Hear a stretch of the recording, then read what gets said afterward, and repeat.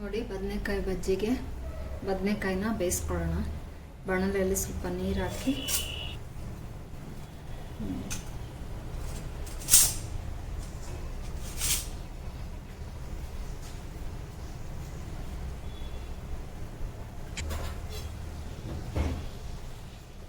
ಬದನೆಕಾಯಿ ಹುಳಗಿಳ ಏನಾದ್ರು ಇದ್ದರೆ ಹೀಗೆ 4 ಭಾಗ ಮಾಡ್ಕೊಳ್ಳಿ. ಹೀಗೆ ನೋಡ್ಕೋಬೇಕು, ಹೀಗೆ ಒಳಗಡೆ ಹುಳ ಏನಾದ್ರು ಇದೆಯಾ ಅಂತ. ಮತ್ತು ಬೇಯಲಿಕ್ಕೂ ಸುಲಭ ಆಗುತ್ತೆ ಈ ರೀತಿ ಭಾಗ ಮಾಡೋದ್ರಿಂದ.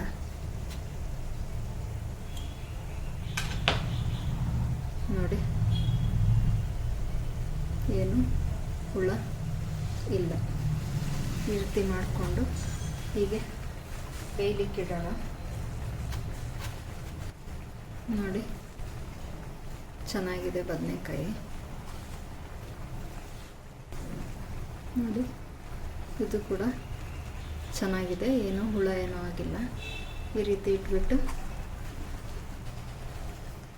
ಒಂದು ಪ್ಲೇಟನ್ನು ಮುಚ್ಚಿ ಅದು ಚೆನ್ನಾಗಿ ಬೇಯಲಿ. ಬೆಂದ ನಂತರ ಒಲೆ ಆಫ್ ಮಾಡೋಣ. ನೋಡಿ, ಬದನೆ ಬೆಂದಿದೆ ಅಂತ ನೋಡೋಣ. ಮಧ್ಯದಲ್ಲಿ ನಾನು ತಿರುಗಿಸಿ ಇಟ್ಟಿದ್ದೆ. ಈ ರೀತಿಯಾಗಿ ತಿರುಗಿಸ್ಬಿಟ್ಟು ಮಧ್ಯದಲ್ಲಿ ಒಂದ್ಸಲ ಓಪನ್ ಮಾಡಿ ಹೀಗೆ ತಿರುಗಿಸ್ಬಿಟ್ಟು ಇಟ್ಟಿದ್ದೆ. ಇದು ನೋಡಿ ಬೆಂದಿದೆ ಅಂತ. ನೋಡಿ ಎಷ್ಟು ಈಸಿಯಾಗಿ ಹೋಗ್ತಾ ಇದೆ. ಹಾಗಾಗಿ ಚೆನ್ನಾಗಿ ಬೆಂದಿದೆ. ಈಗ ಸಾಕು, ಇದನ್ನು ಆಫ್ ಮಾಡ್ಕೊಳ್ಳೋಣ. ಆರಿದ ನಂತರ ಸಿಪ್ಪೆ ತೆಗೆದು ಬದನೆಕಾಯಿಗೆ ಹಾಕೋಣ, ಬಜ್ಜಿಗೆ ಹಾಕೋಣ. ನೋಡಿ, ಬದನೆಕಾಯಿ ಬೇಯಿಸ್ಕೊಂಡಾಯಿತು. ಬೇರೆ ಏನೆಲ್ಲ ಪದಾರ್ಥ ಬೇಕು ಅಂತ ನೋಡೋಣ ಬನ್ನಿ. ನಾನು ನೋಡಿ ಸಣ್ಣದಾಗಿ ಈರುಳ್ಳಿ ಹೆಚ್ಚಿಟ್ಕೊಂಡಿದ್ದೇನೆ. ಆಮೇಲೆ ಕೊತ್ತಂಬರಿ ಸೊಪ್ಪು ಸಣ್ಣದಾಗಿ ಹೆಚ್ಚಿಟ್ಕೊಂಡಿದ್ದೇನೆ.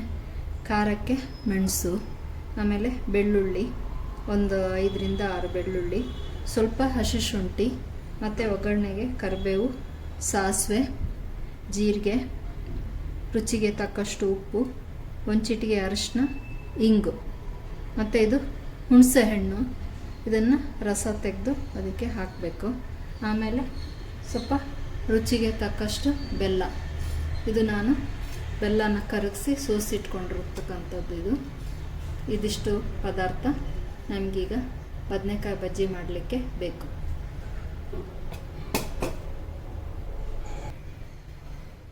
ನೋಡಿ, ಈಗ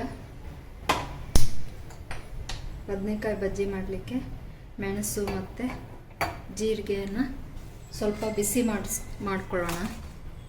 ಇದು 2 ನಾನು ಖಾರಕ್ಕೆ 2 ಮತ್ತು ಕಲರಿಂದ 2 ತೊಗೊಂಡಿದ್ದೇನೆ ಮೆಣಸಿನ್ಕಾಯಿನ. ಮತ್ತು ಒಂದು 5-6 ಬೆಳ್ಳುಳ್ಳಿ ಹೆಸರು, 1 ಸ್ಪೂನ್ ಜೀರಿಗೆ. ಸ್ವಲ್ಪ ಹುರ್ಕೊಳ್ಳೋಣ. ಹೀಗೆ ಡ್ರೈ ರೋಸ್ಟ್ ಮಾಡ್ಕೊಳ್ಳೋಣ ಸ್ವಲ್ಪ.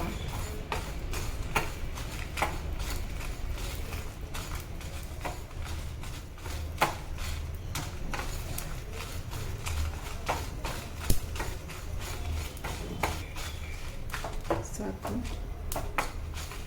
ಸ್ವಲ್ಪ ಹೊತ್ತು ಅದರಲ್ಲೇ ಬಿಟ್ಬಿಡಿ. ಮೆಣಸೆಲ್ಲ ಉಬ್ಕೊಂಡು ಬಿಸಿ ಆಗುತ್ತೆ.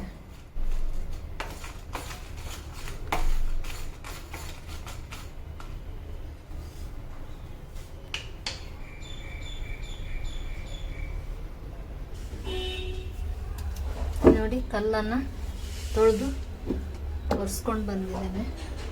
ಇದಕ್ಕೆ ಇದು ನಾವು ಬಿಸಿ ಮಾಡ್ಕೊಂಡಿರ್ತೀವಲ್ಲ ಅದನ್ನು ಹಾಕ್ಕೊಂಡು ಜಜ್ಕೊಳ್ಳೋಣ ಸ್ವಲ್ಪ.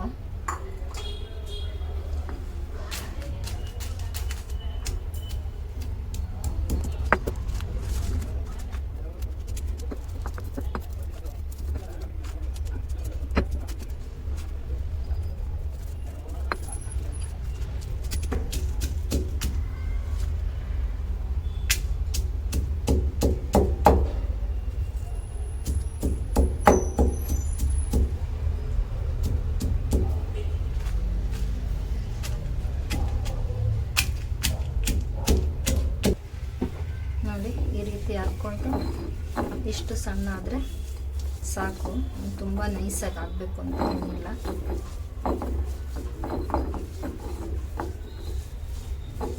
ಈಗ ಇದನ್ನು ತಗೊಳ್ಳೋಣ.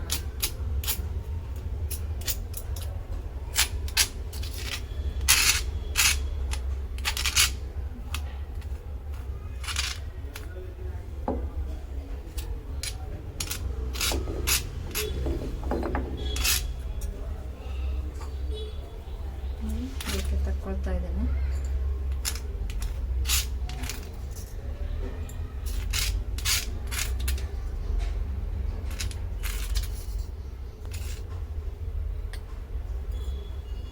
ಸ್ವಲ್ಪ ಇದಕ್ಕೆ ನೀರು ಹಾಕ್ಕೊಂಡು ಬೇಕಿದ್ರೆ ತಕ್ಕೊಳ್ಳಿ, ರಸ ಬೇಕಂದರೆ ಹಾಕ್ಲಿಕ್ಕಾಗುತ್ತೆ ಅದಕ್ಕೆ.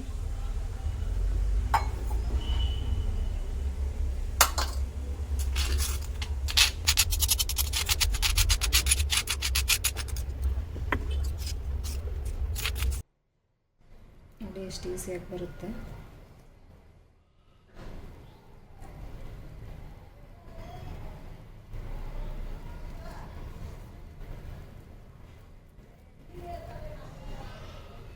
ಈ ರೀತಿ ಎಲ್ಲದನ್ನು ಸಿಪ್ಪೆ ತೆಕ್ಕೊಳ್ಳಿ ಮೊದಲು.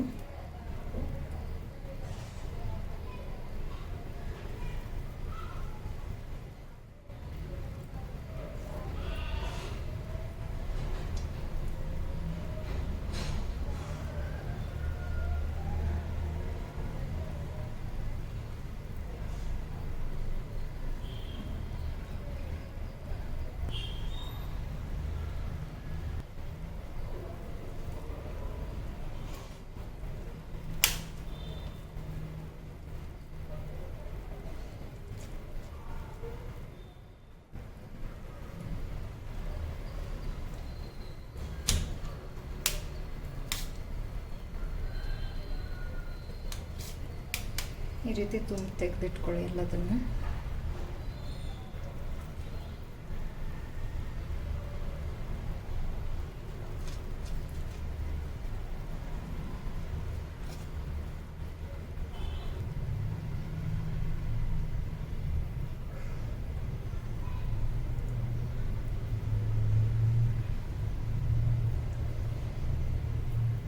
ನೋಡಿ ಎಲ್ಲ ಸಿಪ್ಪೆ ತೆಕ್ಕೊಂಡಾಯ್ತು. ಇವಾಗ ಇದನ್ನು ಸ್ಮ್ಯಾಶ್ ಮಾಡ್ಕೊಳ್ಳೋಣ.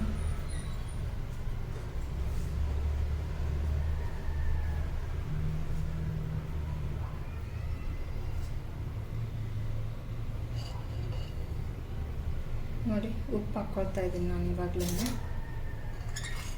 ಪುಡಿ ಉಪ್ಪಾಗಿರೋದ್ರಿಂದ ಇವಾಗ ಹಾಕ್ಕೋಬೋದು.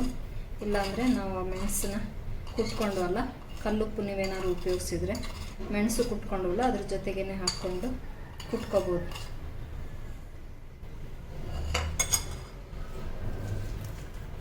ನೋಡಿ ಈ ರೀತಿ ಕೈಯಲ್ಲೇ ಪುಡಿ ಮಾಡ್ಕೊಳ್ಳಿ. ಮಿಕ್ಸಿನಲ್ಲಿ ಹಾಕಿದರೆ ತುಂಬ ಸಣ್ಣ ಆಗಿಬಿಡುತ್ತೆ.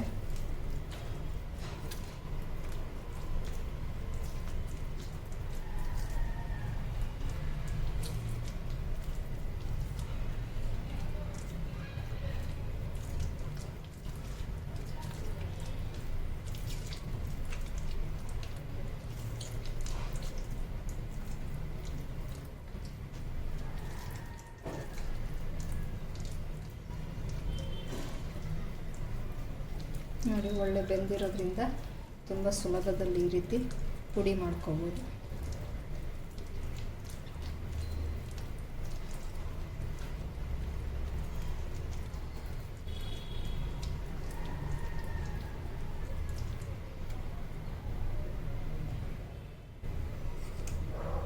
ನೋಡಿ ಈಗ ಇದನ್ನು ಖಾರನ ಹರ್ಕೊಂಡು ಬಂದಿದ್ದೆಲ್ಲ ಅದನ್ನು ಇವಾಗಲೇ ಹಾಕ್ತಾ ಇದ್ದೀನಿ. ನೀವು ಬೇಕಿದ್ರೆ ಇದನ್ನು ಮಿಕ್ಸಿಗೆ ಹಾಕ್ಕೊಂಡು ಸ್ವಲ್ಪ ತರಿಯಾಗಿ ರುಬ್ಬಿ ಹಾಕ್ಕೋಬೋದು. ನಿಮಗೆ ಕಲ್ಲಲ್ಲಿ ಅರಿಲಿಕ್ಕೆ ಇಷ್ಟ ಇಲ್ಲ ಅಂತಂದರೆ. ನಾನು ಕಲ್ಲಿತ್ತು, ಹಾಗಾದರೆ ಕಲ್ಲಲ್ಲಿ ಅರಿದ್ರೆ ಟೇಸ್ಟ್ ಚೆನ್ನಾಗಿರುತ್ತೆ ಅಂತ ಅರ್ದೆ.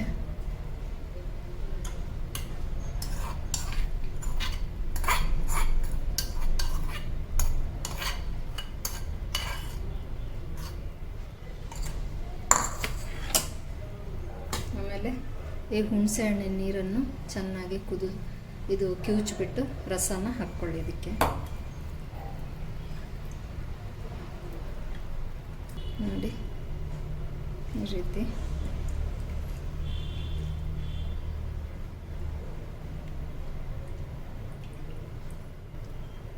ಸೋಸೋದಿದ್ರೆ ಅದರಲ್ಲೂ ಸೋಸ್ಬೋದು. ನಾನು ಕೈಯಲ್ಲೇ ತೆಕ್ಕೊಳ್ತಾ ಇದ್ದೀನಿ.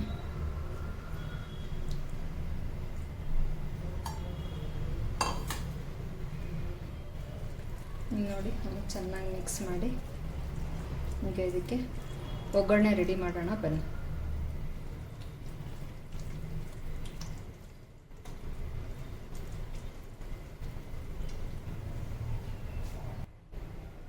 ನೋಡಿ ಈಗ ಬದನೆಕಾಯಿ ಬಜ್ಜಿಗೆ ಒಗ್ಗರಣೆ ಹಾಕೋಣ ಬನ್ನಿ.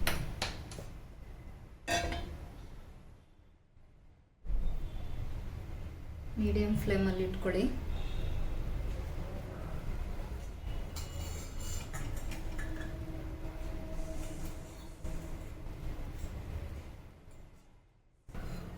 ಬಾಣಲೆ ಬಿಸಿ ಆಯಿತು. 1-2 ಸ್ಪೂನ್ ಎಣ್ಣೆ ಹಾಕ್ಕೊಳ್ಳೋಣ.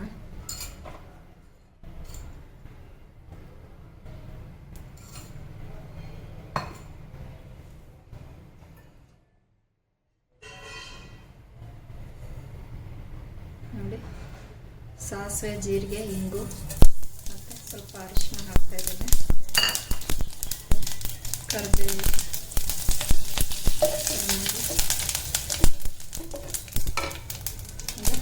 ಈರುಳ್ಳಿ,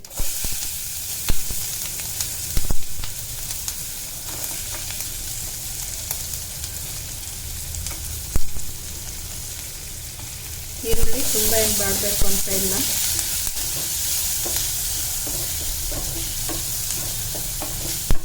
ಎಣ್ಣೆ ಕಾರ್ ಬಿಟ್ಟಿತ್ತು, ಅದಕ್ಕೆ ಎಲ್ಲ ಒಂದೇ ಸಲ ಹಾಕಿದೆ. ಇಷ್ಟಾದರೆ ಸಾಕು.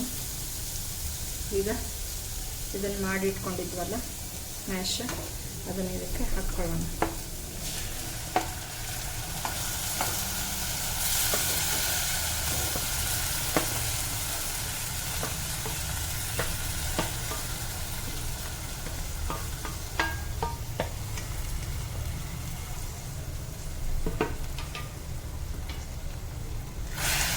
ಇದೇನು ತುಂಬ ಬೇಯಿಸಬೇಕು ಅಂತೆಲ್ಲ, ಎಲ್ಲ ಬೆಂದಿರೋದೆ. ಸ್ವಲ್ಪ ಬಿಸಿ ಆದರೆ ಸಾಕು.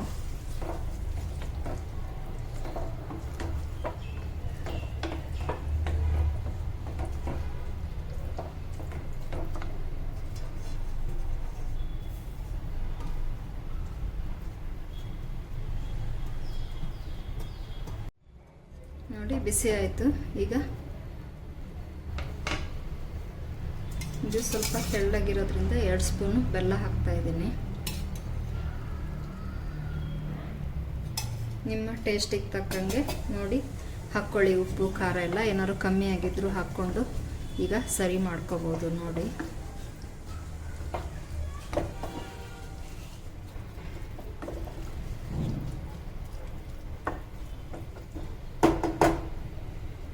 ಮತ್ತು ಕೊತ್ತಂಬರಿ ಸೊಪ್ಪನ್ನ ಹಾಕಿ ಮಿಕ್ಸ್ ಮಾಡಿಕೊಂಡ್ರೆ ಬದನೆಕಾಯಿ ಬಜ್ಜಿ ರೆಡಿ ಆಯಿತು.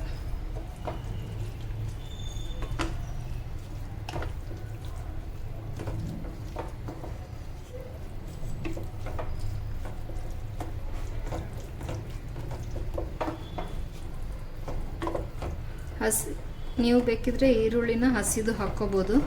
ಬೇಸಿಗೆಗೆ ತಡೆಯಲ್ಲ ಅಂತ ನಾನು ಈ ರೀತಿ ಮಾಡಿದ್ದೇನೆ. ಇಲ್ಲಾಂದರೆ ಎಲ್ಲ ಈ ರೀತಿ ಮಾಡಿಕೊಂಡು ನಂತರದಲ್ಲಿ ಹಸಿ ಈರುಳ್ಳಿನ ಹಾಕ್ಕೊಡ್ಬೋದು. ಅದು ಒಂಥರ ಟೇಸ್ಟ್ ಚೆನ್ನಾಗಿರುತ್ತೆ.